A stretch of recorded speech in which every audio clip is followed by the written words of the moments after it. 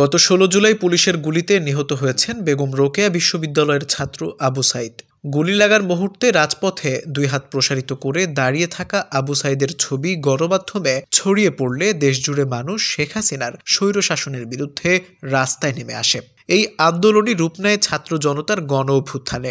এই ঘটনা স্থান পেয়েছে নবম ও দশম শ্রেণীর ইংরেজি পাঠ্য বইতে।